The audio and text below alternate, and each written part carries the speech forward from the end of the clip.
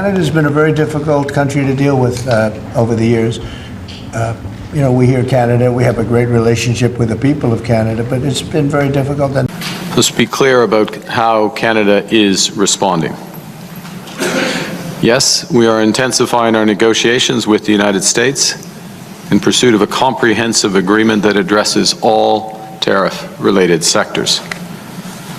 In all circumstances, irrespective of the outcome of those negotiations, Canada will do whatever it takes to build our strength at home and to support Canadian families, workers, our farmers, our businesses. We're ready.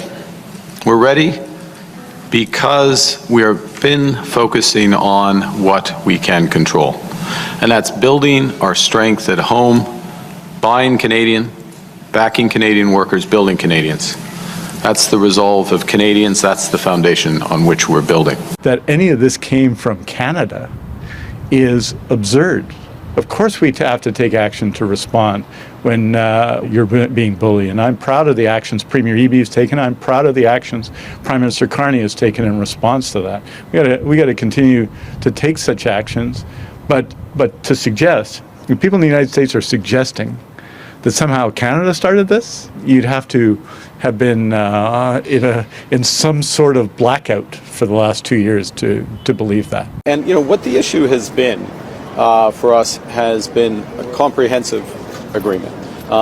We understand the U.S. approach to strategic sectors, what they call strategic sectors. They are strategic sectors, but under their definition, 232 definitions, that's aluminum, that's forest products, that's steel, that's automobiles, pharmaceuticals, copper, others. But those first four being the most important for the Canadian economy. And that we don't want a partial agreement, we want something that addresses those sectors as well, so that is a viable approach going forward. In our view, last night, the Canada tariffs, what are those a response to the wildfires in Canada? No, that's separate. We're looking at that separately. And what is there anything Canada It's only can do? response to the way they've treated our farmers and our people. Canada's been very, very tough on us over the years, for many years, and no other president's done anything about it. I love Canada. I love the people of Canada. Many friends that live in Canada, but their leadership, from Trudeau to the current leadership, in all fairness to them, they need us to survive. Without us, there's no way they can survive. Trump has just announced another new round of tariffs on our closest friend, neighbor, and Washington State's most important trading partner, Canada. 50% tariffs. And you know what's absolutely insane about this? Trump is doing this because of wildfire smoke from Canada into the northeastern United States. Maybe someone should tell him there's wildfire smoke from Oregon blowing into Canada right now as well. Canadian firefighters come down to Washington to help us fight our wildfires all the time. It's not America first to pit Canadians against Americans. It's America on its own. It's America alone. It's counterproductive and just plain stupid. This needs to end, and Congress has the power to do it. Republicans need to finally stand up to Trump for their constituents and block his idiotic tariffs, which, again, by the way, are attacks on you. I think what we're going to do is we're going to put a major tariff on Mexico because of the lettuce, and we're going to put a big tariff on Canada because of the smoke.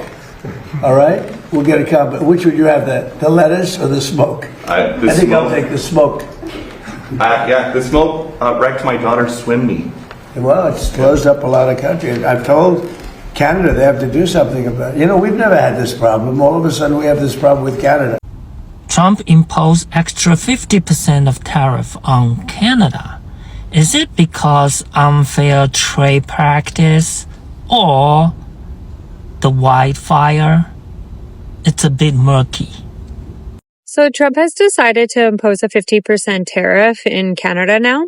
So that means for little small businesses like me who try and ship their goods to America, I am now doubling my tariff cost. And that also means that my customers in America, if they want to purchase any of my items, they're doubling in their shipping cost. Shipping already averages around like $20 to $40, but now it's going to be going up to $50 to $100. And then you have to add tariffs on top of that. So tariffs right now are sitting at about $40 to $50 with this new 50% rule imposed. Now, if that doesn't mess up a small business already as is, like, I don't know what does. Like, this is what I rely on 100% of my income is based on my online sales. So as a small business, how am I supposed to be surviving any of this stuff? And it's just because he felt like it. He just felt like doing this all of a sudden.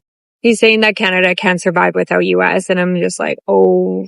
The leverage that we have over each other is it's sort of you win together or lose together. There's no two economies, I think, that are more integrated than the US and Canada. United States, we certainly have leverage in the technology and financial fields, but when you look at the car industry, the resources, energy we get from Canada, it's really important for the US to have a good economic relationship with Canada to be competitive on the global stage. So I think while we do enjoy some leverage, I think a trade war between partners like this is ultimately lose-lose on the global stage. And we have the lessons of history. And the core lesson of history is that when Team Canada is united, there is nothing that we can't do. Do you think you could get a deal that does not include tariffs? Yes. And I've already presented my plan on that. You build up your leverage and you make it clear that the Americans only get what they want if we get what we want. What do they want? They've made it very clear. They need critical minerals. We have 10 of the 12 NATO-defined critical minerals that are necessary to fight a modern war.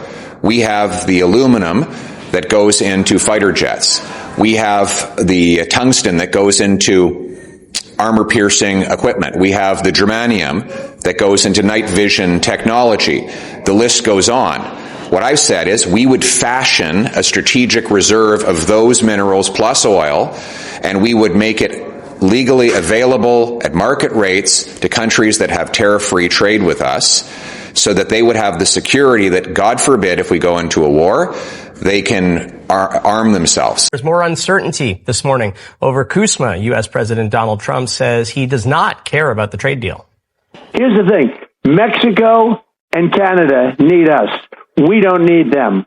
The deal is important for them. It's not important for us. Trump made the comments during a call-in interview on Fox News. It's not the first time U.S. President Donald Trump has taken this tone. In June, he told reporters he was not looking to renew the trade deal with Canada and Mexico. But this latest comment has prompted new questions about Canada's ability to get the Americans to make a deal.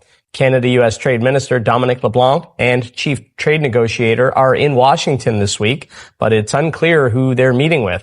There are just 3 more weeks before U.S. President Trump hits a range of Canadian exports with 50% tariffs.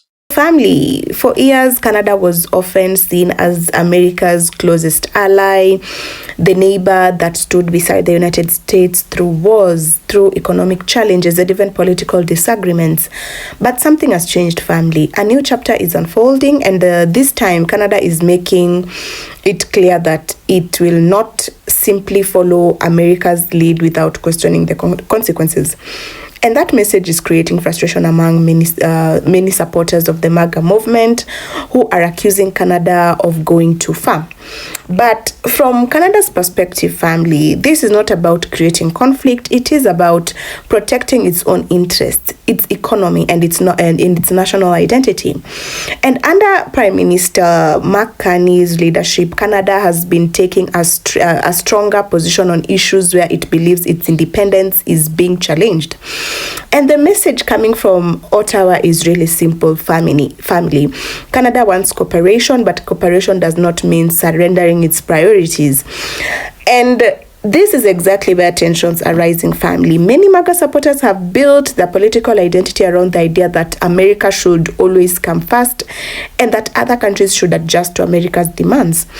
But Canada is showing that being an ally does not mean being silent. So Canada is essentially saying that we value our relationship with the United States, but we also have our own decisions to make. That position has triggered strong reactions from people who expected Canada to simply agree with Washington. So some critics argue that Canada should be more grateful because of its relationship with the United States. But Canadians pushing back say friendship between nations work both ways. A strong alliance is built on mutual respect, not one country expecting the other to always comply. And this is why the reaction from MAGA circles have been so intense. For years, Canada has often been portrayed by some conservative voices in America as a country with policies that are completely different from the United States, from healthcare to climate policies to social programs. But now Canada is showing something else. It is not just a country being compared to America. It is a country making its own choices. And the bigger question is whether this represents a new era between the two neighbors. And the United States and Canada share one of the largest trading relationships in the world. And millions of jobs depend on cooperation between these two countries. But as political differences become sharper firmly, Canada appears more willing than before to defend its position. And that is what is surprising many observers. And so the expectation from some people was that Canada would always avoid confrontation with America, but Canada is demanding, or not demanding, but demonstrating that diplomacy and independence can exist at the same time.